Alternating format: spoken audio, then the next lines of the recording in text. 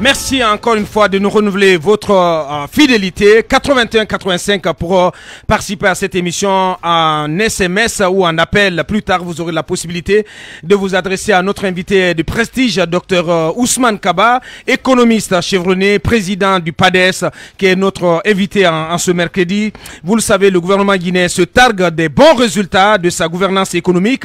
Preuve, s'il en était besoin, lors de sa traditionnelle réunion de la semaine dernière, le Premier ministre a souligné le taux exceptionnel de croissance de l'économie guinéenne de l'ordre de 7% avec des perspectives encore plus prometteuses.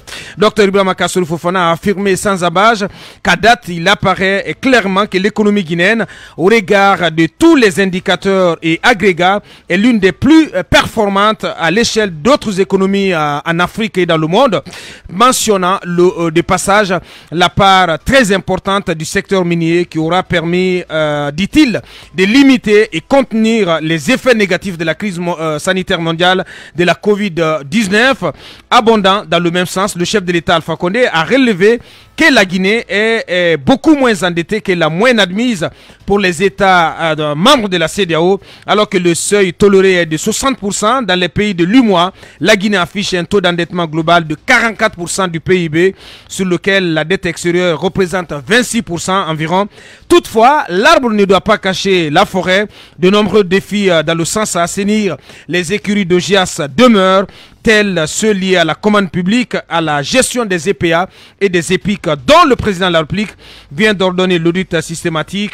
Au-delà, il s'agit de faire en sorte que ces bons chiffres, entre guillemets, macroéconomiques se ressentent sur le quotidien des populations. Quelle est sa lecture du tableau de bord de l'économie guinéenne? À quel prix opérationnaliser le cadre permanent du dialogue politique et social? Grand 3 à suivre ici et maintenant dans Mirador. FIM-FM. Mission, c'est de façonner l'opinion publique sur les enjeux FIM-FM. Mirador. Ici, la parole est directe. Avec lui, donc la parole est directe, on n'a aucun doute là-dessus. Et c'est sa première sur FIM-FM et dans cette émission Mirador. Bonjour à vous, docteur Ousmane Kaba. Bonjour. Le plaisir de vous recevoir sur ce plateau. C'est même ma rentrée politique. Bien. Merci de nous accorder ce privilège, c'est un signe honneur. Merci de la confiance.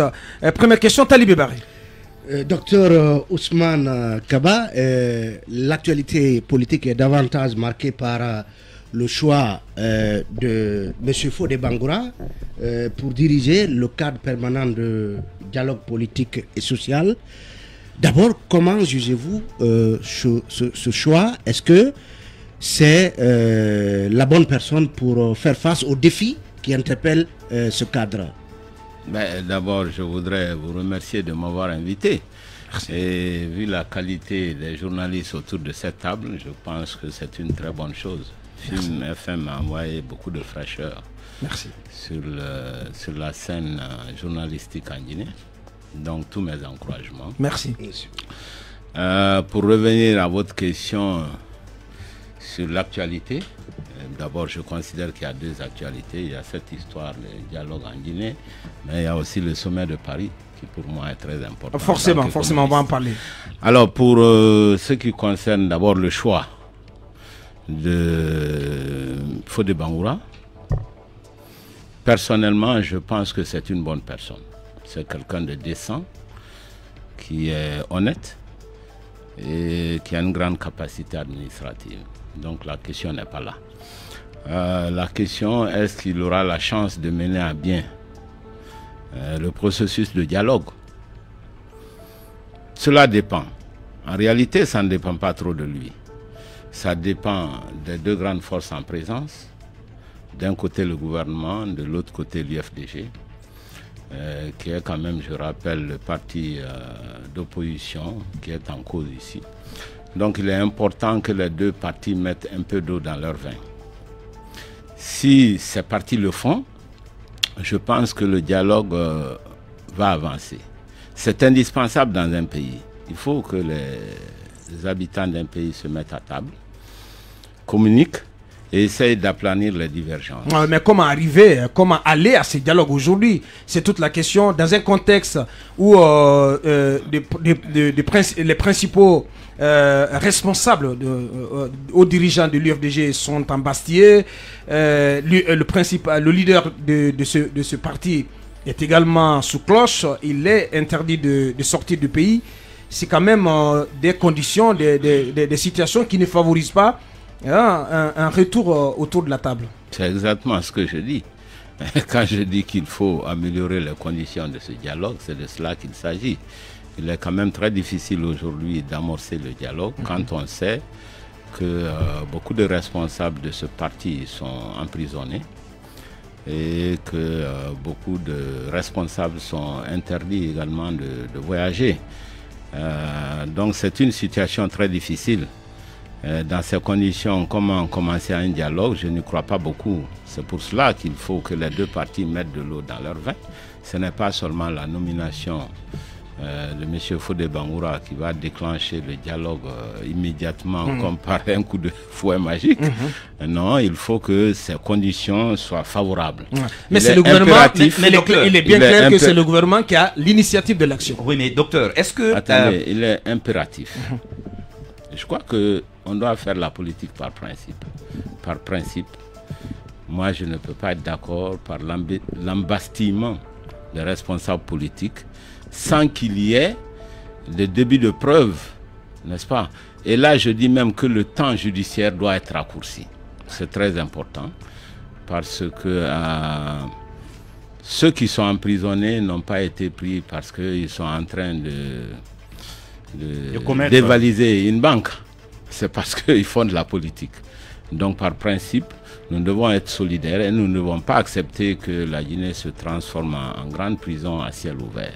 Docteur, c'est très important. Vous avez dit tout à l'heure que essentiellement le problème c'est entre le gouvernement et l'UFDG. L'UFDG qui, d'une part, ne reconnaît pas M. Alpha Condé comme président élu à l'issue de l'élection du 18 octobre 2020 dernier et qui donc pense que son candidat, en l'occurrence M. Cellou Dalein Diallo, est l'homme qui a été élu par les Guinéens. Vous avez cela. Et de l'autre côté, c'est le gouvernement, comme vous l'avez dit, qui embastille quand même la plupart des hauts cadres de ce parti politique. Vous avez raison, et c'est la raison pour laquelle j'ai dit les deux côtés doivent mettre... je suis d'accord avec cette... Mais que doit faire l'UFDG? Non, je peux terminer s'il vous plaît. Continuez. Ce vers quoi je vais attirer votre attention, est-ce que vous pensez que l'UFDG est même aujourd'hui en force, a suffisamment de moyens pour aller à ce dialogue-là, lorsque justement les cadres habituellement qui vont autour des tables de négociation sont tous embastillés? Est-ce que finalement ce n'est pas de l'extorsion, j'ai envie de dire, légale que le gouvernement fait? Vous ne nous reconnaissez pas, nous allons créer de la diversion en embastillant comme ça l'essentiel de vos responsables, ce qui va vous obliger quand même à discuter, mais in fine, la seule chose que vous pouvez obtenir, c'est la libération de ces personnes. Et je rappelle que le procureur, pas plus tard qu'hier, a annoncé que le procès va s'ouvrir très bientôt. Écoutez, c'est pour cela que je dis, d'abord, il y a les principes. Les principes, nous aspirons à un état de droit. Ça veut dire, à la fois, il faut éviter l'impunité, il faut éviter les abus sur les droits des citoyens. En démocratie, on ne muselle pas les partis d'opposition. Position de principe. Maintenant, en ce qui concerne le cas particulier, je rappelle que moi, j'ai participé à cette élection présidentielle. On m'a officiellement classé 4e, même si tous les observateurs savent donc que vous contestez aussi votre position. Même si tous les observateurs savent que je suis 3e très fort, parce que l'élection n'a pas été transparente et le PADES a été la principale victime des vols de voix. Je rappelle à tout le monde, c'est très très important parce que nous avons eu beaucoup de résultats dans toute la Guinée. J'en profite, excusez-moi, pour remercier mes électeurs. Bien. Des millions de Guinéens partout dans les 4 régions naturelles qui se sont investis sur le PADES et qui pensent que nous sommes l'espoir de ce pays. Ils ne seront pas dessus parce que nous allons nous battre pour relever les défis économiques de la Guinée. C'est ça l'essentiel. Ceci dit, pour revenir à cela, je dis que c'est la raison pour laquelle lorsque la situation était très tendue, je rappelle que le PADES a reconnu la victoire du professeur Alpha Condé. Ceci a mis fin au désordre qui régnait en Guinée à l'époque, à un moment où la Guinée allait vers la guerre civile. C'est très important, il faut se rappeler dans quel contexte cela a été fait.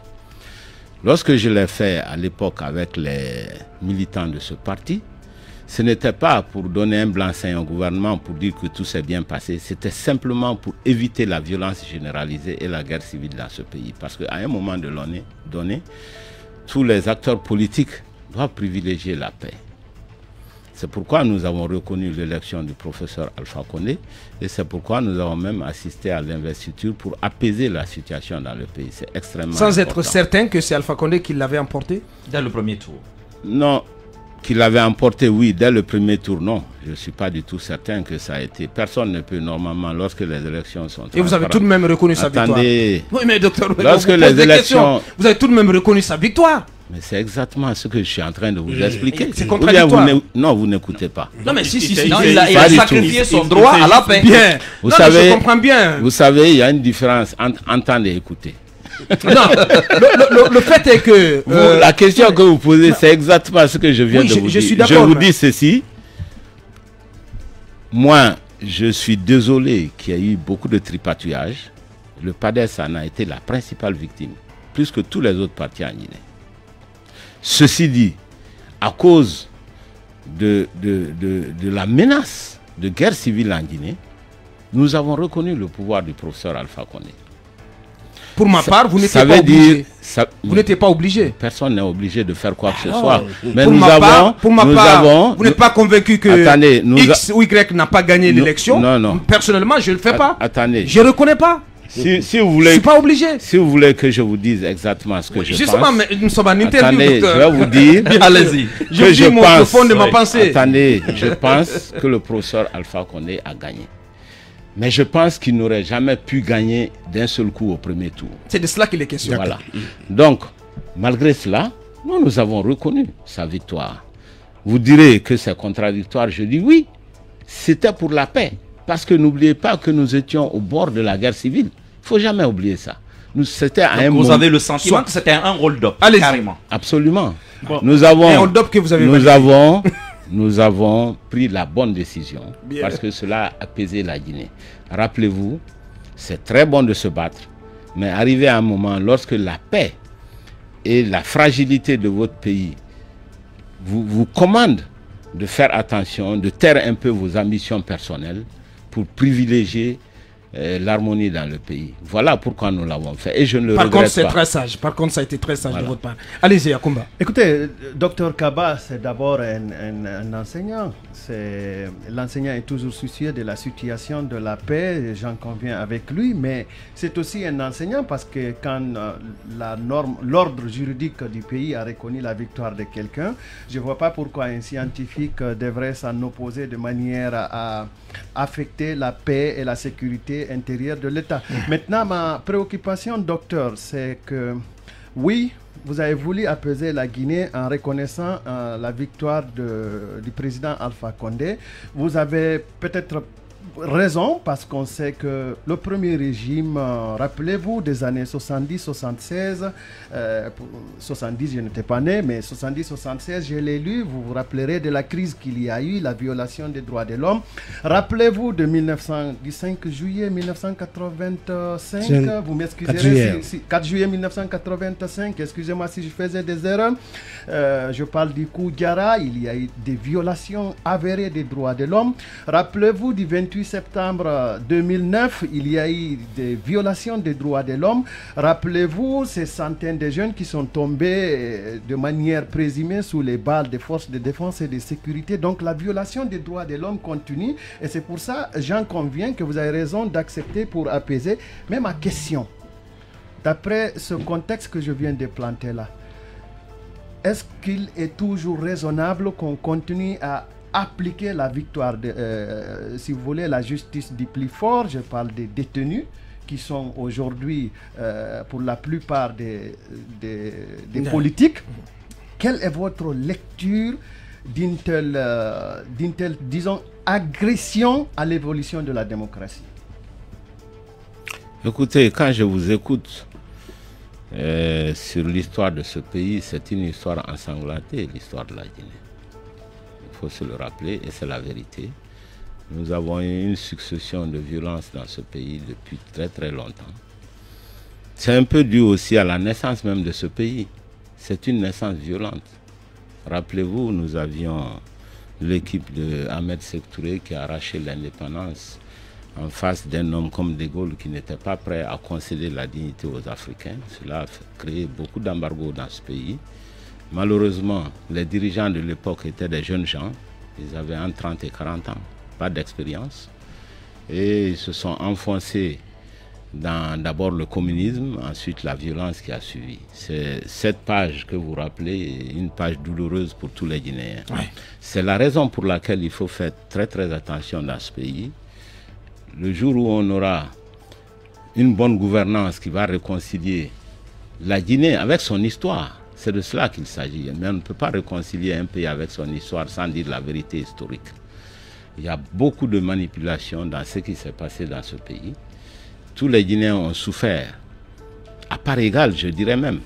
Donc il n'y a pas en Guinée, comme beaucoup le disent, une région, une ethnie qui a été martyrisée plus que les autres. Ce n'est pas vrai, je suis témoin de cette histoire. C'est une souffrance générale dans ce pays, que nous avons tous vécu dans notre chair. Alors, pour revenir à votre question, vous me demandez s'il faut accepter la situation actuelle d'embastillement des dirigeants, etc., de recul de la démocratie. Ma réponse est claire, c'est non.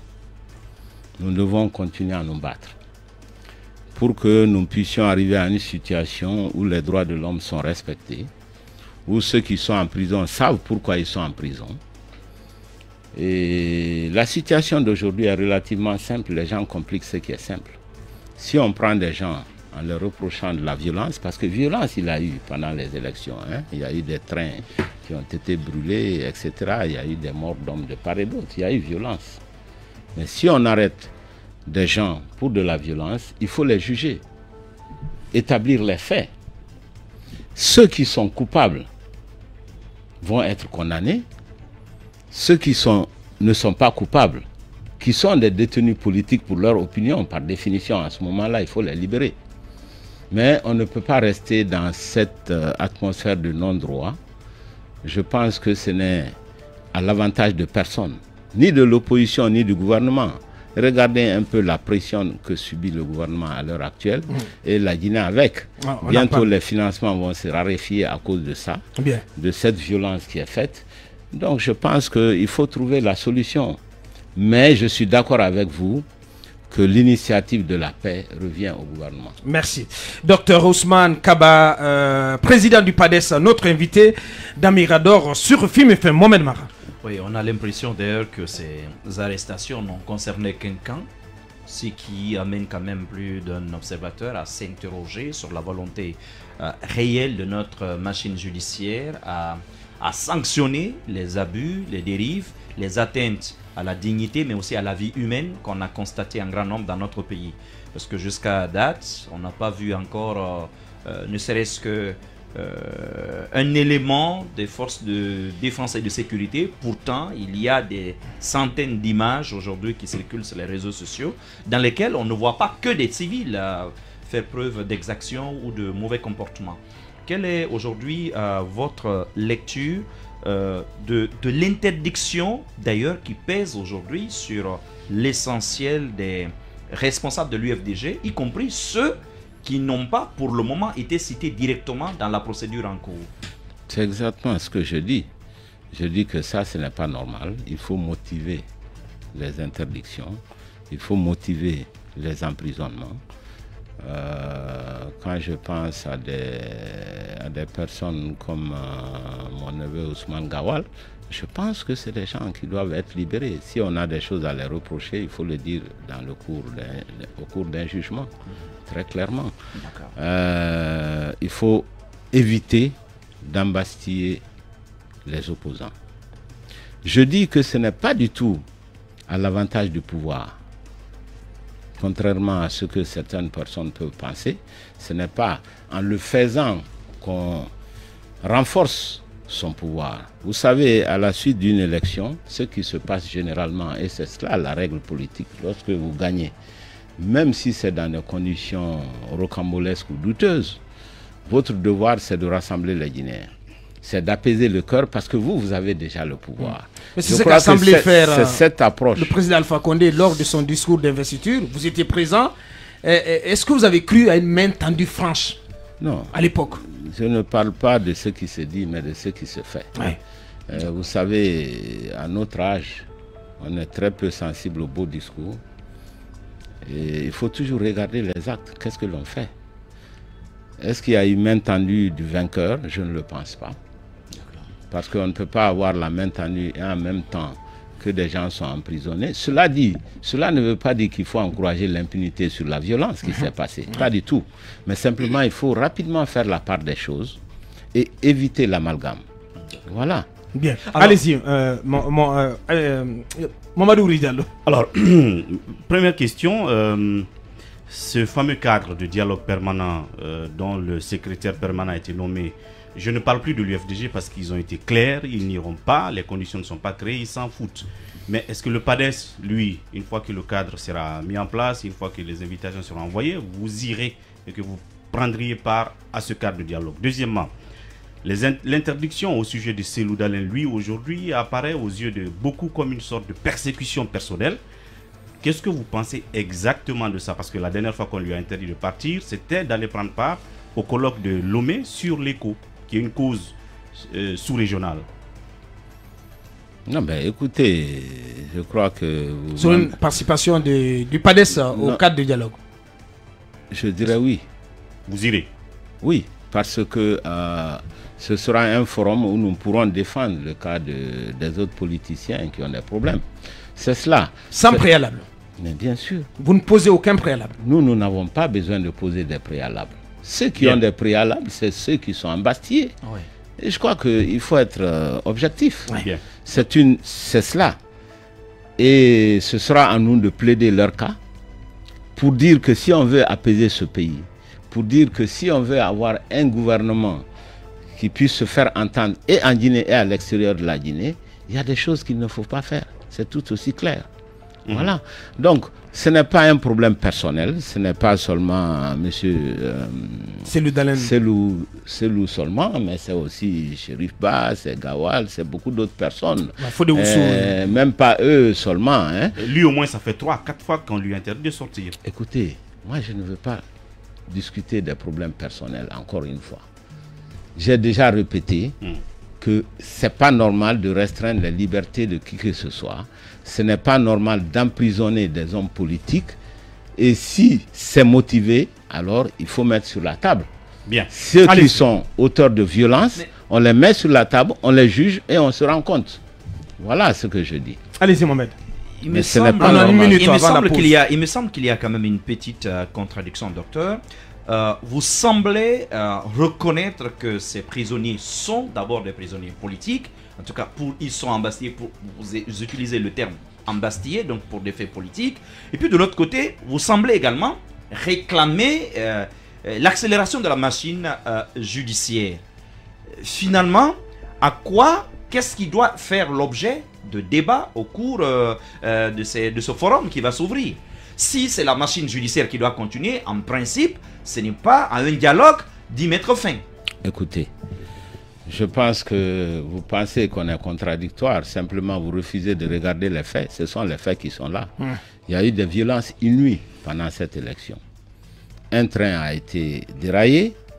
Il y a eu des casses des infrastructures et des personnes sont tuées. Donc ça, c'est les faits. Ce n'est pas une question d'opinion. Mais ce que je dis, ce n'est pas une raison pour embastiller tout le monde. D'accord. Voilà. Donc il faut simplement faire la part des choses et il faut aussi accélérer les jugements s'il y a jugement. Parce que ça permet d'établir les faits. Bien. Mais ce qui est inacceptable, c'est de mettre des gens en prison sans qu'il y ait des faits avérés. Voilà. Les restrictions, c'est la même chose que les prisons. C'est des prisons à ciel ouvert. Nous ne pouvons pas accepter cela. Et c'est inacceptable pour aujourd'hui, c'est inacceptable demain. D'une manière générale, je suis d'accord avec vous, il y a un recul de la démocratie en Afrique. Bien. Dans les années 2010, on en parle plus abondamment. Dans les années 2010, il y avait peu de présidences à vie. Bien, docteur. Et en 2020, ça retourne en force. Bien. Voilà. On en parle plus abondamment dans la deuxième partie de l'écran publicitaire. On parle là aussi de la liste des 25 personnalités préconisées par 34 eurodéputés à sanctionner. On parle là aussi d'autres questions politiques, notamment on reviendra sur la déclaration de politique générale du Premier ministre et pourquoi pas ce sommet sur la relance économique qui s'est tenu la semaine dernière du côté de Paris sans Alpha Condé.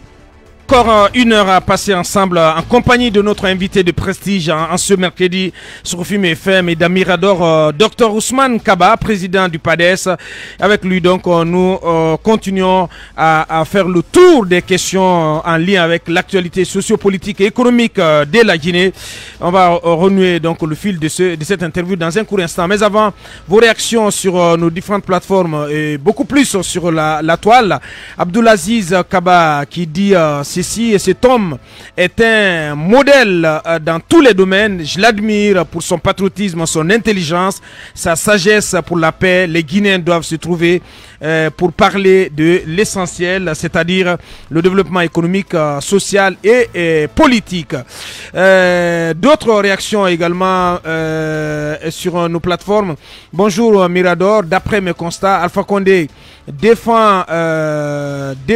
Alpha Condé devient un président que tout le monde arrive à craindre, raison pour laquelle tout cadre qui est invité se méfie de remuer le couteau dans la plaie en indexant d'une manière très franche la responsabilité de l'État de ses exactions à outrance de tout ce qui est droit de l'homme. Baouri depuis Dakar, donc qui nous suit depuis le Sénégal. D'autres réactions, on y va très rapidement. Bonjour à tous, monsieur Diallo. Les membres de ces commissions électorales ne maîtrisent absolument pas les rouages du football. La décision des TAM est vraiment salutaire.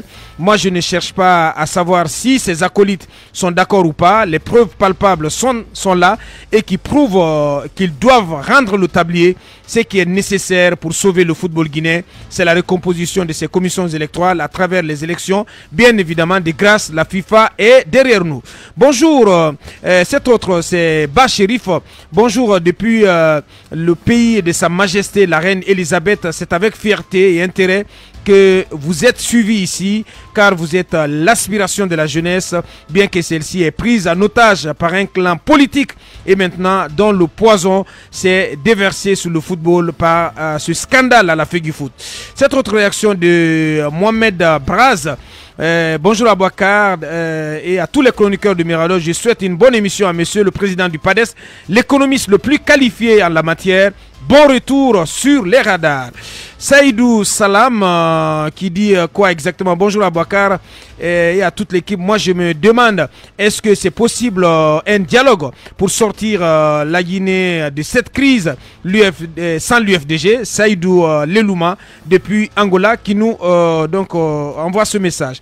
Abou Kerwan Keita qui dit quoi? Bonjour à Bouakar, à toute l'équipe de Mirador. Moi je suis déçu par les responsables de la feuille du foot. Ce sont les conséquences lorsque nous mettons l'intérêt personnel au détriment de la nation.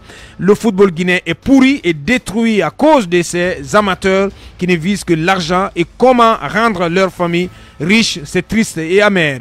Cet autre, bonjour à Bouakar, bonjour Koto, il dit quoi? Bonjour Koto. Ça me permet de projeter. Bonjour Koto, bonjour à tous. Vous avez vu eux-mêmes ceux qui étaient contre Antonio sont finalement d'accord.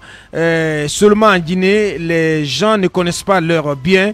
On dit toujours donne à César ce qui appartient à César. Baoumou depuis Yataya, donc fidèle auditrice qui nous envoie ce message. Cette autre réaction de Mohamed Lamine Souma. Bonjour Film FM. Je pense en parlant de la fédération que toutes les commissions, y compris celles que Tam dirige, doivent démissionner pour avoir failli à leur mission.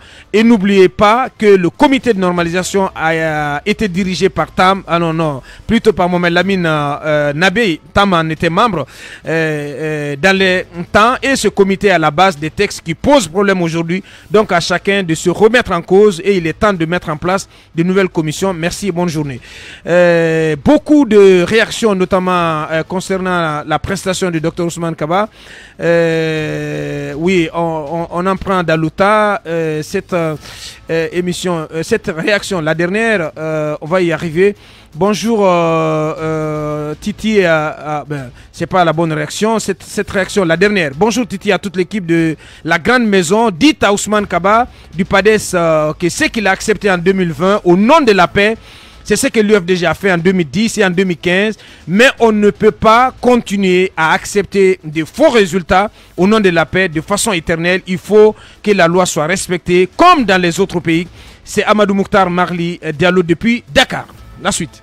FIM FM, Mirador, parole directe, l'interview vérité ou la fine bouche ébanie. Mirador, ici, la parole est directe. On poursuit avec vous, cabinet. Et docteur, récemment, il y a pas mal de rapports qui épinglent l'administration guinéenne. On a vu des eurodéputés qui ont demandé que des dirigeants guinéens soient individuellement sanctionnés, ou plutôt appliquer des sanctions de façon générale, notamment l'interdiction de voyager en Europe. Qu'est-ce que vous pensez de toutes ces questions-là? Écoutez, tout est lié. C'est ce que je disais tout à l'heure. Il faut éviter que nos pays régressent d'un point de vue de la démocratie. Et on ne peut pas faire tout ce qu'on veut chez soi. Les autres aussi sont libres. C'est parce que la justice est trop lente que l'Union européenne, le Parlement européen, ce n'est même pas encore le Parlement, parce que je rappelle que ce n'est pas une décision, c'est une proposition d'un groupe de députés. Absolument. Et vous savez, moi j'ai été membre du Parlement paritaire ACP Union Européenne, donc je connais un peu la maison. On fait des propositions, mais il y a de bonnes chances que ces propositions soient entérinées par l'ensemble du Parlement. Et si c'est fait, cela s'impose à l'exécutif dans ces pays-là. Donc il faut faire très attention. Donc il y a un risque. Bien sûr. Il y a un risque pour ces personnalités. Même si certains tentent de minimiser en disant qu'il ne s'agit que de 37 députés, 34 députés sur 700. Oui, ce que je vous dis, moi j'y ai siégé pendant 2 ans ou 3. Et c'est lorsque j'ai quitté simplement le Parlement, j'ai été remplacé par Michel Kamano. Il sait comment ça se passe. Donc il y a des groupes de députés qui font des propositions. Si ces propositions sont avalisées par l'ensemble du Parlement, eh bien, ça s'impose en ce moment à l'exécutif dans ces pays. Donc, il faut prendre la menace au sérieux. Sauf qu'il y en a... Ce qui n'est pas le cas chez les personnes citées dans cette liste. Maintenant, écoutez, moi, je dis ce qui est, comment les structures marchent. Je ne vous dis pas le sentiment des uns et des autres. Ceci dit, comme toute liste, il y a des noms qui sont justifiés, il y a des abus aussi, il y a la présomption d'innocence, il y a beaucoup de choses. Mais comme je l'ai dit tout à l'heure, c'est lorsque les droits de l'homme ne sont pas respectés dans un pays, j'ai dit que ce n'est jamais à l'avantage du gouvernement en réalité. La pression internationale est réelle, il faut en tenir compte. Cela passe d'un point de vue politique comme ces problèmes de liste, mais aussi il y a la pression économique qui va commencer. Déjà, la Guinée a perdu le Millennium Challenge de 500 millions de dollars. C'est quelque chose de très important. Le ministre de l'Investissement l'a nié. Il l'a nié, il dit qu'il y a une dernière évaluation en décembre. N'est-ce pas? Ce n'est pas perdu. Mais bien sûr. Il y a toujours une évaluation. Absolument. Mais c'est les indicateurs que l'on va regarder. S'il y a amélioration des indicateurs, il n'y a pas de problème. Il n'y a pas de problème. Mais ça dépend du comportement de la Guinée. C'est simplement pour vous dire que c'est lié à la gouvernance à l'interne. Donc c'est la raison pour laquelle j'ai toujours dit tout de suite qu'avoir une mauvaise gouvernance dans son pays, ce n'est pas à l'avantage ni du gouvernement ni de l'opposition. Au total, c'est le peuple de Guinée qui va perdre. Voilà. Qu'est-ce qui va arriver au plan financier en termes de sanctions? Parce que vous avez dit que les financements vont se raréfier. Mais bien sûr. Vous en savez quelque chose, forcément. Mais bien sûr, ça a commencé par le MCC, mais les relations avec les bailleurs de fonds vont être beaucoup plus tendues. Il y a certains bailleurs qui mettent beaucoup plus l'accent sur les droits de l'homme que d'autres. Donc il y a beaucoup de conditionnalités croisées. Je sais par expérience que ça devient très difficile.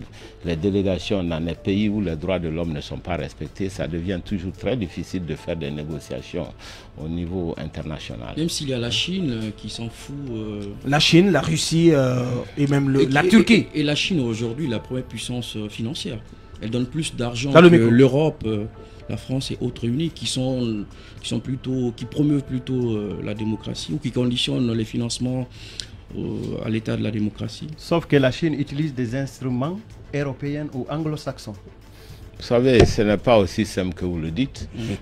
En réalité, la Guinée a besoin de tous les bailleurs de fonds. La Guinée a besoin de la Chine, c'est vrai. Mais la Guinée aussi a besoin de l'Union européenne, des États-Unis et de tout le monde, en réalité. La preuve, le dernier sommet de Paris qui vient de se tenir, j'enclenche directement, si vous le permettez. Tout à fait. C'est quelque chose de plus important que les gens ne le pensent. Je vais vous dire pourquoi. Allez-y. D'abord, c'est vrai qu'il y a cet aspect diplomatique de l'invitation au professeur Alpha Condé ou pas, etc., etc. Mais bon, ça, c'est les dégâts collatéraux de la mauvaise gouvernance. Vous devenez de plus en plus infréquentable. Oui. Bon, ceci dit, ce n'est pas une affaire personnelle de la Guinée ou d'un pays spécifique. C'est une approche globale. Alors, je dis que c'est une très bonne approche. Pourquoi? Parce qu'il y a deux axes. Il y a le problème de l'endettement des pays africains. On cherche à les alléger. Ça, c'est quelque chose dont on a l'habitude de le faire. Vous vous souvenez du PPTE et de tous les autres programmes. Voilà, tous les autres programmes d'allègement de la dette. Mais il y a quelque chose de nouveau, c'est l'allocation des DTS. Alors, permettez-moi, en tant qu'ancien économiste au Fonds monétaire international qui a vécu ces choses-là pendant des années, il faut savoir que le DTS, c'est les droits de tirage spéciaux, c'est la monnaie émise par le Fonds monétaire international, qui, je rappelle, remplit là son rôle de banquier mondial. C'est quelque chose... Dans mes salles de classe, j'ai l'habitude de dire que c'est le Fonds monétaire international qui est la banque et que c'est la Banque mondiale qui est un fonds d'investissement. C'est les noms qui ont été pervertis à la sortie de la conférence de Bretton Woods en 1944. D'ailleurs, Keynes s'en riait beaucoup à la fin de la conférence parce qu'ils se sont trompés de nom. Alors, le Fonds monétaire international comme banque mondiale, c'est-à-dire la banque du monde, comme toutes les banques centrales, a émis sa monnaie. La monnaie, c'est cette monnaie qui s'appelle le DTS, qui est composée d'un panier de 5 monnaies en fonction de la pondération qui reflète le commerce international des principales monnaies. Alors, qu'est-ce qui est nouveau?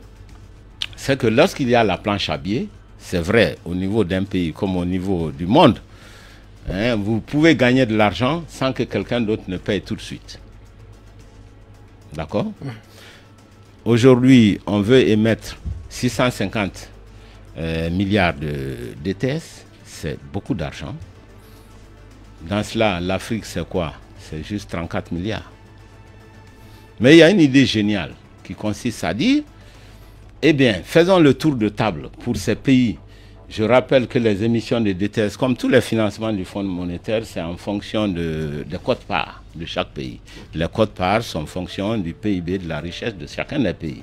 Je rappelle que la Guinée, par exemple, a un quote-part de seulement 214 millions de dollars. C'est pas beaucoup, 214,20 millions de dollars. Donc, c'est une chance pour l'Afrique de réallouer les DTS donnés aux autres pays qui n'en ont pas besoin. C'est ça l'idée de fond. L'Afrique n'a que 34 milliards sur une enveloppe de 650 milliards. Alors pour une fois, je suis d'accord avec Macron, ça n'arrive pas souvent, croyez-moi. Il a dit, nous allons réallouer à l'Afrique notre part de DTS. C'est formidable. Si moi j'étais à l'Union africaine, ça allait être ma première préoccupation. Démarcher tous les autres pays pour leur dire, réallouer à l'Afrique votre part de DTS. Puisque vous pouvez donner sans dépenser. C'est beaucoup quand même plus facile que de dire aux gens, aidez-nous, et ils prennent l'argent de leur budget. Cette fois-ci, ils peuvent donner l'argent qu'ils n'ont pas dépensé. C'est extraordinaire. Pourquoi? Nous sommes à une période où tout le monde fait de la planche à billets. Oui. En Guinée, c'est ce qu'on fait. Attendez, la pratique, on va y arriver. Bien. Tout le monde fait de la planche à billets, mais les effets ne sont pas les mêmes pour tout le monde. C'est la différence. Alors, actuellement, en Europe, on est en train de mettre 1000 milliards d'euros de relance à cause du Covid pour relancer l'économie. Aux États-Unis, c'est 2000 milliards. C'est l'une des raisons pourquoi le dollar est en train de baisser un peu là. Oui. Si vous avez remarqué, sur le marché. Oui. Parce que l'arrivée de Biden, il a pompé beaucoup d'argent dans l'économie américaine. D'accord? Donc, ces grandes puissances sont dans une situation où elles font beaucoup de planches à billets. Alors, la planche à billets mondiale, parce que je rappelle encore une fois que le DTS avait été créé pour pallier les insuffisances de liquidité en 1969. Ce qui n'est pas du tout le cas aujourd'hui. Il n'y a pas d'insuffisance de liquidité. Au contraire, il y a abondance de liquidité. Mais n'empêche qu'on émet les DTS pour la relance de Covid. Donc, c'est une grande chance pour l'Afrique.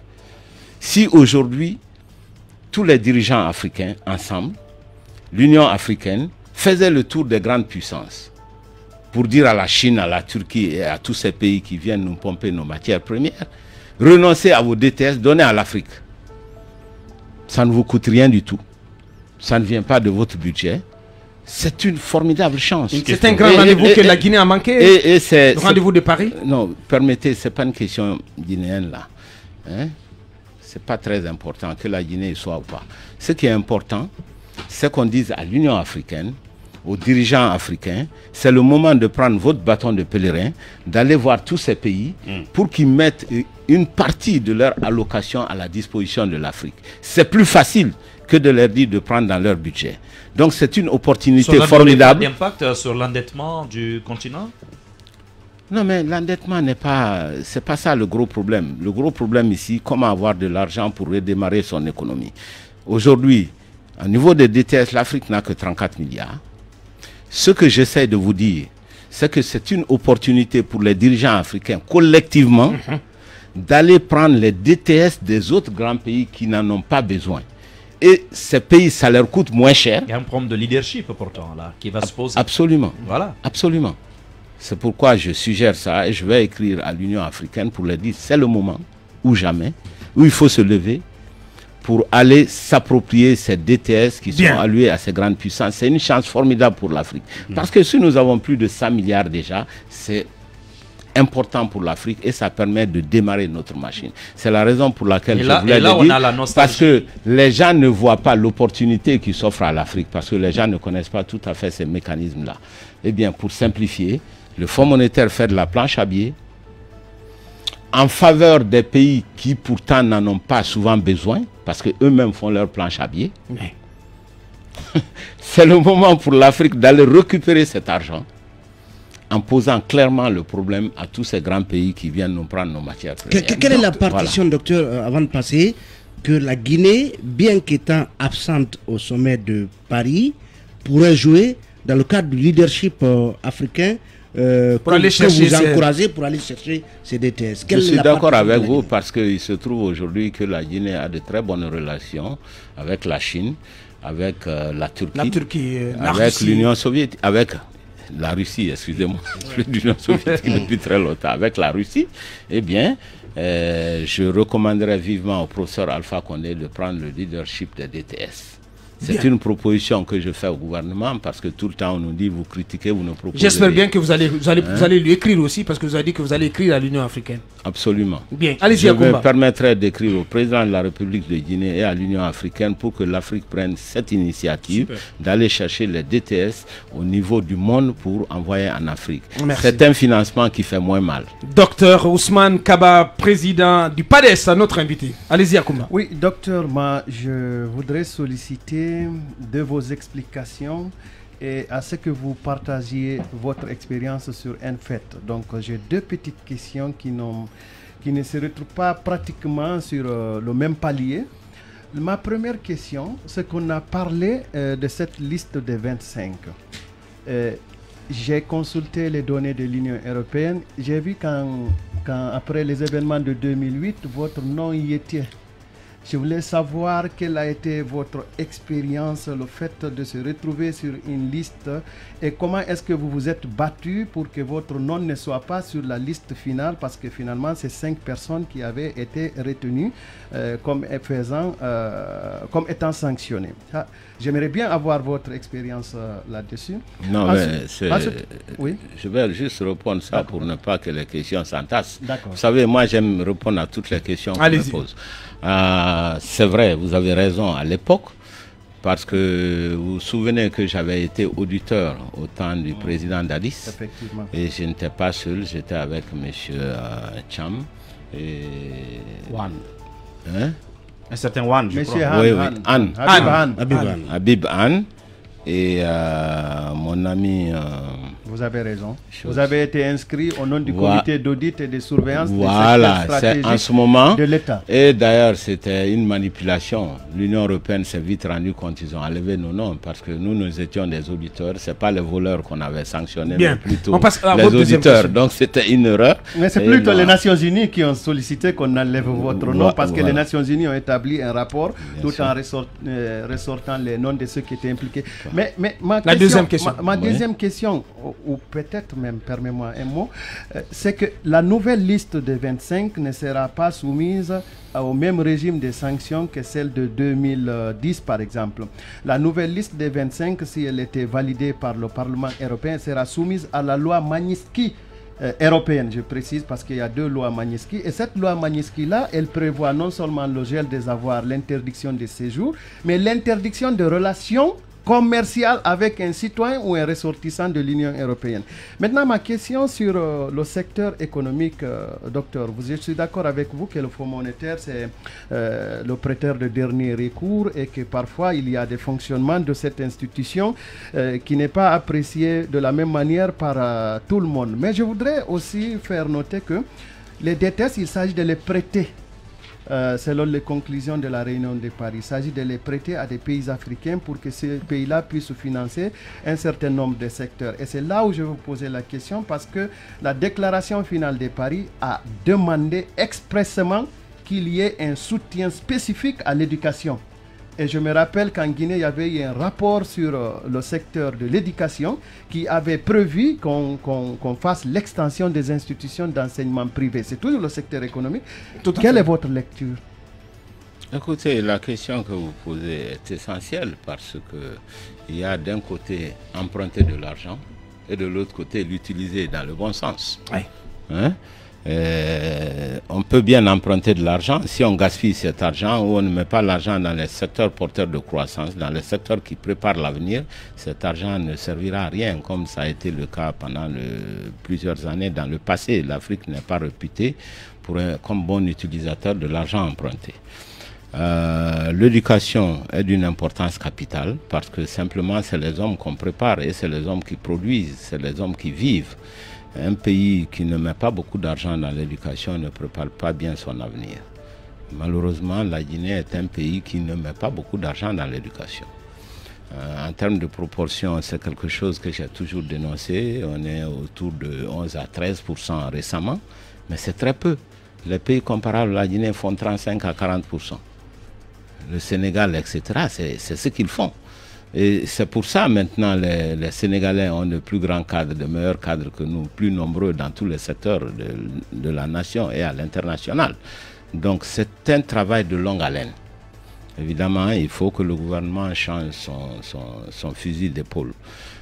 Malheureusement, nous avons eu beaucoup de promesses non tenues. Vous vous souvenez, à l'époque où on parlait des problèmes de boursiers dans les universités privées, il a été dit on va faire 4 universités dans 4 régions naturelles, des choses comme ça. Évidemment, c'était juste pour amuser la galerie. Bien. Docteur Ousmane Kaba, président du PADES, notre invité en ce mercredi dans Mirador. Avant d'aller à la pause, cette réaction de Aboubakar Bigop Kaba, inconditionnelle donc du Docteur Ousmane Kaba. Après 5 mois de vacances politiques, le chef suprême de la grande table, en l'occurrence Docteur Ousmane Kaba, annonce la fin des vacances politiques. Et chez vous, quel honneur pour vous, on l'estime bien entendu. Faut-il rappeler aux Guinéens que la cherté de la vie dont nous vivons aujourd'hui a été préméditée par le PADES, mais malheureusement personne ne nous écoutait à l'époque.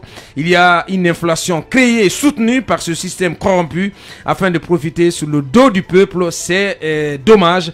Voulons-nous le changement dans ce pays? Si oui, arrêtons de confier la gestion de notre pays à ceux-là qui ont passé tout leur temps sans rien construire eux-mêmes. La pause. Mirador. Ici, nous dévoilons l'envers de la tapisserie. Mirador, l'instant vérité sur la gouvernance, sur comment chaque franc du contribuable guinéen est dépensé. Mirador, tout sur les dessous des cartes politiques sous les tropiques en Guinée. Aboubakar Diallo. Encore une vingtaine de minutes à passer ensemble avec notre invité, Dr Ousmane Kaba, président du PADES. Vous aurez la possibilité de lui poser vos questions sous les coups de 9h50 sous cette antenne. Dr Ousmane, donc, qui va pouvoir répondre à vos questions tout à l'heure. Mais avant de réengager cette interview, vos réactions sur la toile, on y va avec Sekou Damaro Kamara qui dit ceci. Bonjour Film FM. Alors ma question s'adresse à Dr Ousmane Kaba. Pourquoi ces pays européens et la Chine, etc., pourraient-ils céder leurs dettes aux pays africains pendant que eux-mêmes font des planches à billets pour certainement boucler certaines lacunes financières? Surtout, nous savons tous ce qu'a causé la Covid contre les économies mondiales. C'est donc Sekou Damaro Kamara qui nous envoie ce message. Moussa Logique Fofana, bonjour Film FM. Par la présente, je tiens à rendre hommage à votre invité du jour, Dr Ousmane Kaba, que j'admire au plus haut point. Un monsieur d'exception, patriote, grand défenseur de la Guinée, scientifique de génie et compétent des sciences économiques. Ce n'est pas un hasard si votre choix est tombé sur lui pour éclairer la lanterne de la population guinéenne sur des questions économiques. Merci à vous, Film FM, et bonne écoute à tous et à toutes. Signé Moussa Logique Fofana. Cet autre de Amadou Bari. Bonjour Film FM, bonjour Dr Kaba. En passant, précisez bien à vos auditeurs les conséquences des planches à billets sur l'économie quand vous dites à juste titre qu'elles ne sont pas les mêmes pour tous les pays, dépendamment du taux d'inflation, indépendamment du taux ou dépendamment du taux d'inflation en vigueur. Abou Kerwan Keita qui revient. Bonjour Aboubakar à toute l'équipe. C'est très très long. On y va avec Kindi Dramé qui dit quoi exactement? Je trouve Ousmane Kaba très sage et rassurant. Sa participation au cadre du dialogue aidera à décrisper la situation. Ses arguments sont pertinents pour ramener les acteurs à la maison. Mamadi Original, soirée, un inconditionnel également du PADES. Bonjour Titi et à toute l'équipe de Mirador. Nous disons grand merci au maestro Deoka pour ses cours économiques et politiques ce matin. Vous allez comprendre que les autres ne sont pas des économistes. Nala Deoka est sans égal en Afrique par Mamadi Original, la soirée de PADES. Cheikh Sega Traoré qui nous écrit également. Bonjour Mirador, grand merci pour votre brûlant travail. Je suis très clair d'avis avec Dr Kaba. La vraie histoire de la Guinée a été bel et bien falsifiée. Nous, les futurs de ce pays, doivent comprendre cela. Pendant le premier régime, toutes les ethnies ont été traitées au même pied d'égalité, mais ils ont fait croire à certaines ethnies qu'elles ont été les plus marginalisées. Dommage. Peut-être deux dernières réactions avant de repartir avec Dr Ousmane Kaba. Bonjour Film FM. Film Guinée. Franchement, Dr Ousmane Kaba est un bon économiste, intelligent et intègre, mais le problème de la Guinée, c'est le mensonge qui est accepté que la vérité. Mais Inch'Allah, un jour, le bon Dieu nous viendra en aide. Et le dernier, les jeunes du PADES, cette dernière réaction, la Guinée est un pays, un pays de paradoxe. La Guinée étant dans une situation économique très critique, les spécialistes de l'économie sont piétinés au détriment de la politique. Hélas, c'est la Guinée. Vive le président Dr Ousmane Kaba. La suite. FIM FM, Mirador, parole directe, l'interview vérité ou la fine bouche ébanie. Mirador, ici, la parole est directe. On poursuit avec vous, Mohamed Mara. Docteur, j'ai deux petites questions pour vous. D'abord, quelle lecture faites-vous du discours au programme de M. Kassori Fofana, Premier ministre, récemment devant le Parlement? Est-ce un discours programme ou un discours bilan? Les avis sont souvent mitigés au sein des observateurs. Et ma deuxième question, au moment où on parle d'un taux de croissance de 6% de notre économie, mais aussi de résilience, d'une économie assez résiliente en Guinée, comment expliquez-vous le renchérissement actuel des prix en Guinée? Ok, ça fait pas mal de questions. D'abord sur Kassori. Non, je commence là. Bien. Rassurez-vous, un discours programme, un discours bilan, ça devrait être les deux. C'est de dire simplement, peuple de Guinée, voilà ce que nous avons fait. Et voilà ce que nous allons faire. Malheureusement, ces discours sont souvent très longs. C'est une juxtaposition. Difficilement, on voit le fil conducteur. Une chose que j'ai retenue, c'est la désapprobation et la justice du public guinéen lorsqu'il a nié le fait qu'il n'était pas responsable des casses. D'abord, personnellement, je dois vous dire que moi, j'étais très content qu'on mette de l'ordre sur les trottoirs en Guinée. C'est une très bonne chose. Maintenant, si on dépasse ces prérogatives, on casse des maisons, il faut l'assumer. Et dédommager ceux qui ont été injustement atteints dans leur chair. Et ce n'est vraiment pas à un Premier ministre de dire « je ne suis pas au courant ». Ça, c'est inacceptable. C'est juste une question de principe.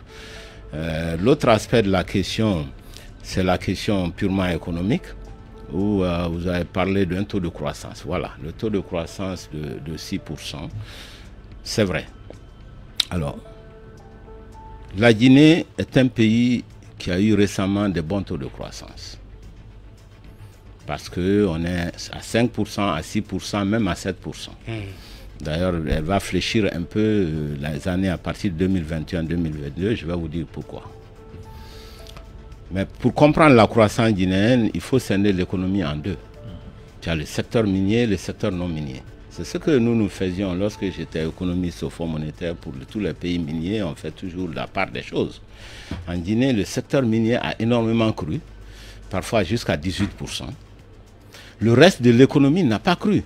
Le reste de l'économie a pris en pleine figure la pandémie et les conséquences de la Covid-19. C'est ça la réalité. Et lorsqu'on fait le mixage des deux, on trouve un bon taux de croissance, mais ça ne veut pas dire que l'économie guinéenne se porte bien. Pourquoi ? Je rappelle à tout le monde que le taux de croissance, c'est le produit intérieur brut d'une année sur l'autre. Le produit intérieur brut, ça signifie la richesse créée à l'intérieur d'un pays. À la limite, c'est une notion géographique. Donc pour le cas de la Guinée, c'est la richesse créée à partir de la bauxite à l'intérieur de la Guinée. C'est tout ce que ça veut dire. Mais il faut être conscient que la bauxite n'appartient pas à la Guinée. C'est là la différence. Elle est extraite en Guinée, mais elle n'appartient pas à la Guinée. Non, ça n'appartient pas à la Guinée.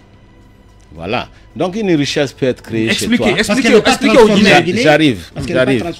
J'arrive, s'il vous plaît. Une richesse peut être créée chez toi sans que cette richesse ne t'appartienne. D'accord? Elle appartient pour partie seulement à la Guinée. Pour une petite partie. Et je vais expliquer comment cela se passe. Voilà.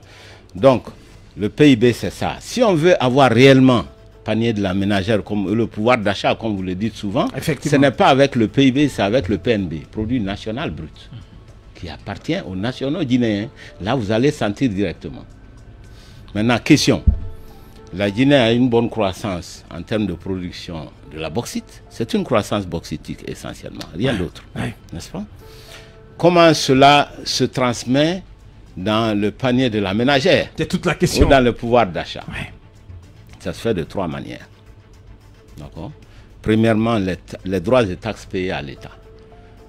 Quand on paye beaucoup de droits et de taxes à l'État, ça donne des possibilités pour l'État de faire des écoles, des routes, etc. C'est comme ça un pays bénéficie. Que ce soit au niveau de l'État, que ce soit au niveau de la communauté locale. Est-ce que la Guinée en perçoit suffisamment? Droits et taxes. Attendez. Bien. Vous savez, quand on parle, vous avez raison, mais il faut que les gens comprennent. Bien. Ça se fait de 3 manières. Voilà. Vous avez expliqué la première manière. Voilà, c'est les taxes qui sont droits et taxes payés à l'État et aux communautés. Deuxièmement, les emplois créés et les salaires distribués aux Guinéens. C'est très important. Et Par ensuite, ces compagnies? Par ces compagnies. D'accord. Par les compagnies qui font de la bauxite. Les Guinéens qui ont des emplois, qui ont des salaires. Troisièmement, ce qu'on appelle la demande, aspect demande, achat de biens et services. Quand on parle d'achat de biens et services, c'est ce qu'on appelle contenu local, en quelque sorte. Nous, en classe, on dit achat de biens et services. Ça peut être les entreprises qui sont là. Bien. Ça peut être le riz local qu'on achète, des choses comme ça. Quand vous achetez du riz local, vous encouragez le paysan, vous distribuez le revenu à ces paysans. Malheureusement, en Guinée, traditionnellement, on parle d'enclave. Ça veut dire qu'ils n'achètent pas localement leurs biens, ce qu'ils mangent, les biens et services, la plupart. C'est pour ça même on a fait contenu local pour les obliger à ce qu'ils en rajoutent à la demande globale. Donc voilà les 3 canaux. Maintenant, pour la Guinée, pourquoi ça ne se transforme pas en prospérité? Pas du tout. Parce que, on ne paye pas suffisamment de droits et taxes par rapport à ce qu'on faisait avant.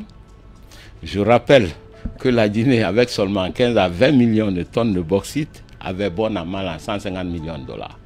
Par an? Par an. Aujourd'hui, on est à 80 millions de tonnes. Eh bien, les recettes ne sont pas du tout proportionnelles dans le budget. Donc, c'est pour simplifier ça. On ne gagne pas beaucoup d'argent, comme on aurait dû gagner au niveau du budget de l'État. Deuxièmement, alors là, on ne crée pas d'emploi du tout. C'est là que je ne suis pas d'accord du tout avec les gens. Je rappelle que l'extraction de la bauxite, c'est simplement des machines qui viennent prendre la terre pour mettre dans un camion et exporter. Aller dans les usines créées ailleurs pour être transformées. D'accord? Quels sont les emplois qu'on crée? C'est les chauffeurs et les manœuvres, c'est tout. Même s'il y a 2 ou 3 secrétaires. En réalité, il n'y a pas d'emploi créé par l'extraction de la bauxite. Il y a une différence entre la propagande et l'analyse économique. Moi, je suis un économiste, je ne fais pas de la propagande. Donc, contrairement aux milliers d'emplois, contrairement à ce qu'on raconte. Vous savez, même pas d'emploi indirect? Mais si, il y en a. On a parlé de la sous-traitance tout de suite, du contenu local. Ce qu'on aurait dû faire, et là j'entache directement là-dessus, on aurait dû transformer cette bauxite en Guinée. Au moins au niveau de l'alumine, qui ne demande pas d'énergie. C'est l'aluminium qui demande de l'énergie. Mais au moins on aurait installé des dizaines d'usines d'alumine. La seule usine date de 1955, c'est Frigia. Kasserou en a annoncé 6. Attends, il peut annoncer ce qu'il veut, il ne fait que ça. Pas, moi, je parle de la réalité. Je ne parle pas des effets d'annonce et de la politique. Donc, je vous ai dit, je ne suis pas politicien. Il faut qu'on transforme la bauxite en Guinée. Prenez simplement Frigia, combien d'emplois, des centaines d'emplois on a créés juste pour Frigia. Pourtant, une usine qui ne marche pas bien. D'accord? Si on avait fait une dizaine d'usines d'alumine en Guinée, la situation aurait été autre. Là, on aurait créé des emplois, beaucoup d'emplois, on aurait une plus grande part de la valeur ajoutée. C'est pour cela, dans mes discours, je dis souvent que quand je vois un camion sortir la bauxite, je pleure, parce que je me dis, voilà le travail des jeunes Guinéens, qui est en train de partir dans des pays qui, eux, n'ont pas de bauxite. On exporte l'emploi. Voilà, on exporte l'emploi. Voilà. C'est eux qui vont créer leurs emplois chez eux, avec notre bauxite à nous. Et c'est pour ça on dit, c'est ça qu'on appelle le pacte colonial. L'Afrique cantonnée à la production de matières premières et les autres qui font de la transformation. Il faut qu'on change cette situation. Voilà. Dans un tel contexte. Donc c'est pour cela, je réponds à votre question, je ne l'ai pas oublié. La Guinée ne gagne pas beaucoup d'argent dans la bauxite. Bien. Et c'est pour cela, cette prospérité-là n'existe pas. Même si le taux de croissance est fort, eh bien, ça ne se transforme pas en pouvoir d'achat chez les Guinéens. Mais néanmoins, c'est dans ce contexte, comment expliquer le renchérissement, comme je l'ai dit dans ma question, des prix, au moins des denrées de première nécessité. Voilà. Et l'augmentation à venir du prix des produits pétroliers. Ça, c'est une autre question. Pour clore la question sur la bauxite, au moins pour aujourd'hui, parce qu'on nous dit vous ne faites pas de propositions, je dis encore, la Guinée n'a qu'à tout faire pour faire des usines d'alumine. Tout à fait. Quand la Guinée aura assez d'énergie, bon marché, elle pourra faire les usines d'aluminium. Depuis l'indépendance, nous avons été incapables d'avoir une seule usine d'alumine. On s'est spécialisé, on se tape la poitrine en disant nous sommes les premiers exportateurs de bauxite. Moi, je trouve que ça, c'est une catastrophe. Catastrophe écologique, catastrophe environnementale. On va en parler beaucoup plus tard. Mais ce n'est pas une situation enviable. C'est la raison pour laquelle les autres pays ont interdit. Ce que les autres pays ont interdit, nous on se vante avec ça. L'Indonésie, la Malaisie, exactement. L'Australie a diminué. Et même l'Australie. Bien. Voilà. Et d'ailleurs, docteur, je place un mot avec votre permission. C'est que on a 3 minutes avec docteur. L'exportation de la bauxite ne crée qu'une croissance exclusive. Alors que la Guinée a besoin d'une croissance inclusive. Un mot sur la hausse prochaine des produits pétroliers. La hausse des prix. L'inflation en général. Ouais. C'est vrai qu'avec la situation mondiale de la Covid, il y a eu quelques renchérissements des importations. Mais le gouvernement a basé son explication pour cela. Ça existe, mais ce n'est pas suffisant. La réalité est que la Guinée a fait beaucoup de planches à billets. Il faut le savoir qu'en 2020, nous avons 23% d'augmentation de la masse monétaire. D'ailleurs, c'est très intéressant parce que moi, je suis un spécialiste de la SMI que j'ai enseigné un peu partout, et à Washington et ici. Je regardais les chiffres mois par mois. J'ai vu qu'il y a 1000 milliards d'augmentation en février. Février dernier? Oui, non, 2020. 2020. Parce que le 1er mars, il y avait les élections. Il y a le double scrutin. Le double scrutin. Et la même chose en octobre, il y a 1000 milliards, une augmentation de 1000 milliards. Donc 2000 milliards de planches à billets. Oui, lié directement au cycle électoral. Effectivement. Hein? Donc, grosso modo, pour que vous reteniez un peu les chiffres en gros, on a une croissance de la masse monétaire de 23%. Une croissance réelle de 6%. Pour simplifier, ça vous donne un potentiel d'inflation de 15 à 16%. Ouais. C'est simple. C'est simple. C'est mathématique. Donc ce n'est pas étonnant que les prix augmentent. Je rappelle que ces augmentations ont eu lieu en mars, mais aussi en octobre. Il faut compter le décalage de quelques mois. C'est pour ça, début 2021, les prix ont augmenté. Et le Premier ministre, je voulais quand même avoir, on va mener une vie chère. Ouais. Je voulais avoir votre lecture du recours que le gouvernement a eu à faire récemment au bon de trésor. Akumba a eu à en parler dans ce studio en février, mais aussi en mars, le gouvernement a émis des bons de trésor à grande échelle. Pour quelles raisons? Quelle est votre lecture sur ce mécanisme? Les bons du trésor, c'est une bonne chose à condition que ce soit des vrais bons. Les vrais bons du trésor, c'est les bons qui sont souscrits par les ménages et les entreprises. Les vrais bons du trésor. Quelle est l'utilité? Vous pouvez vous financer non pas en créant de la monnaie, mais en prenant la monnaie qui existe dans la poche des gens. Donc ça permet de se financer sans qu'il y ait planche à billets. D'accord. Mais ce que l'on fait souvent en Guinée, on fait des bons du trésor qui sont souscrits par les banques. Là, c'est différent. Ouais. Quand le système bancaire souscrit, c'est de la création monétaire aussi. Voilà. Donc il y a une nuance. C'est de la planche à billets qui ne dit pas son nom. Voilà, il y a une nuance entre les deux catégories. Hein? La banque peut être simplement un intermédiaire pour un de ses clients, mais si c'est la banque elle-même qui souscrit, c'est très proche de la planche. Dernière question sur l'objectif. Les bons de trésor ont été achetés pour la plupart par des banques commerciales. Oui, effectivement. Dernière question, le président de la République a signé des contrats de performance avec... Je n'ai pas oublié l'histoire de pétrole. Alors, le prix du carburant. Vous me demandez, est-ce que c'est bon ou c'est une mauvaise chose? Je vous réponds, à mon avis, le gouvernement aurait intérêt à délayer, à reporter la décision. 2, on dit non, c'est parce que le gouvernement subventionne. Non, le gouvernement n'a jamais subventionné le carburant, jamais. Ah bon? Ah non, jamais. Il renonce à une Alors, ce qui se passe, pour simplifier, hein, encore une fois, parce que le dernier chiffre que j'ai, c'est 2018, vous avez à peu près 5 000 francs qui servent à importer. Vous avez à peu près 1 500, c'est les frais et la rémunération des intermédiaires. Et le gouvernement, 3 000 francs. Ça donne les 10 000. D'accord? Mais il arrive que, quand on fait le calcul, on peut avoir 10 500, alors que le prix de vente est 10 000. Le gouvernement dit on a perdu 500. Donc, au lieu d'avoir 3 000, il va avoir 2 500 par litre. Ça, on appelle ça des moins-values. C'est pas une subvention. Ce n'est pas des pertes, c'est des moins-values. Et le gouvernement ne subventionne pas. Le gouvernement gagne moins d'argent avec le carburant. C'est clair. C'est un abus de langage que j'ai même rencontré même dans les rapports du Fonds monétaire. Hein. On dit subvention, le gouvernement subventionne, c'est pas vrai. Le gouvernement n'a jamais subventionné. Subventionner quelque chose, c'est prendre votre argent pour aider le consommateur, payer à la place du consommateur. Ça n'a jamais été. Oui, mais et si on parlait un peu bien, là on quand on renonce à un revenu, c'est le moins-value. Et le doublement la question du doublement de recettes, puisque le président il faut qu'on donne la parole. Vous y croyez? Doublement de recettes. En une minute alors. Pour moi, c'est de la sorcellerie.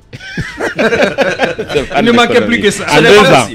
En 2 ans, doubler les recettes en 2 ans, pour moi, c'est de la sorcellerie, c'est pas de l'économie. Aussi simple que impossible. Bien voilà, sûr. je ne peux pas dire mieux. Parole aux auditeurs. Mirador, empoignade, sans filtre, face aux questions des citoyens. Appelez-nous au 81 85 ici et maintenant. Vous en avez pour 5 minutes, pour 4 minutes pour adresser vos questions à Dr Ousmane Kaba. On en a déjà des auditeurs. 2. Bonjour, on va saluer le premier auditeur. Bonjour. Oui, bonjour monsieur Abouakar et à toute l'équipe. Bonjour pour le taureau. Votre question à notre invité. Merci, je vais poser la première. Une seule question s'il vous plaît. Oui, je comprends. Est-ce qu'avec toutes ces difficultés aujourd'hui que le pays est confronté, est-ce que quand on appelle demain Dr Ousmane Kaba pour être Premier ministre, est-ce qu'il va accepter le poste? Et de l'autre côté, comment il peut qualifier ces 2 jeunes, l'autre Kaba et Gazé d'Africa, c'est-à-dire Abouakar Bigop Kaba et Gazé d'Africa, en quelques mots? Bien.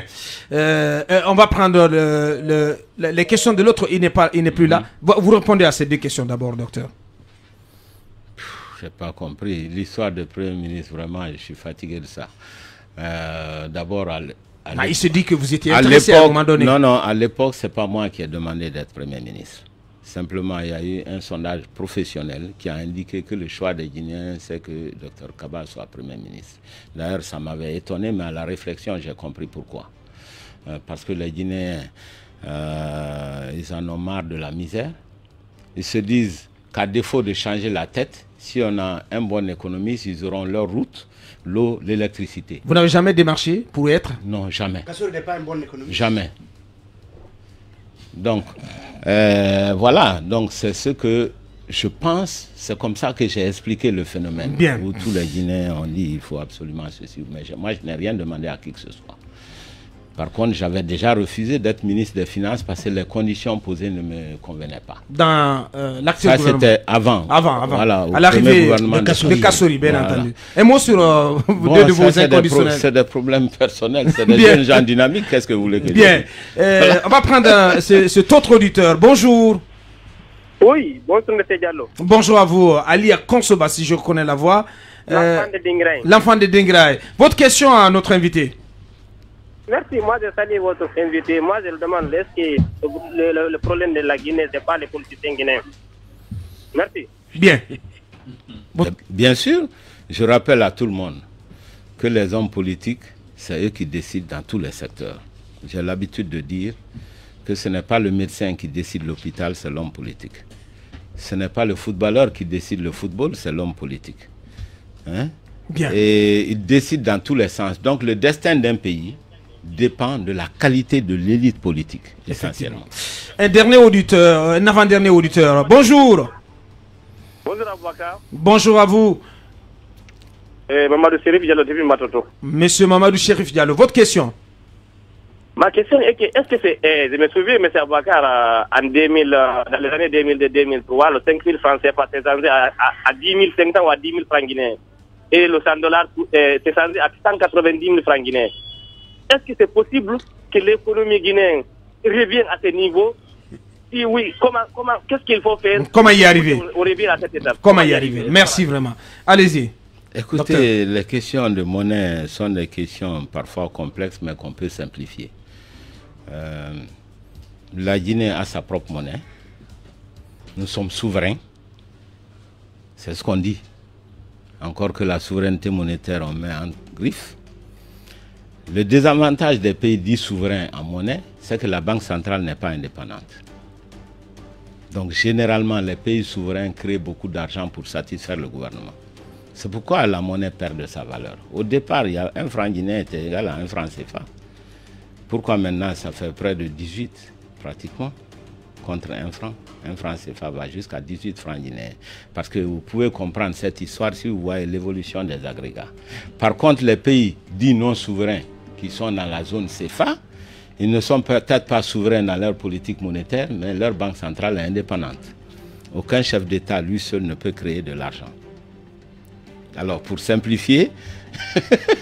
C'est assez instructif. On a été bien servi, franchement. J'espère que ça a été le cas aussi pour vous, très chers auditeurs. Prochainement, on parlera des locaux. Forcément, hein, on parlera des locaux, on parlera des ZLECAF. Le temps ne nous a pas permis donc d'aborder toutes ces questions. Il nous reste plus qu'à vous dire grand merci, docteur. Mais merci pour tout. Merci surtout pour l'honneur d'être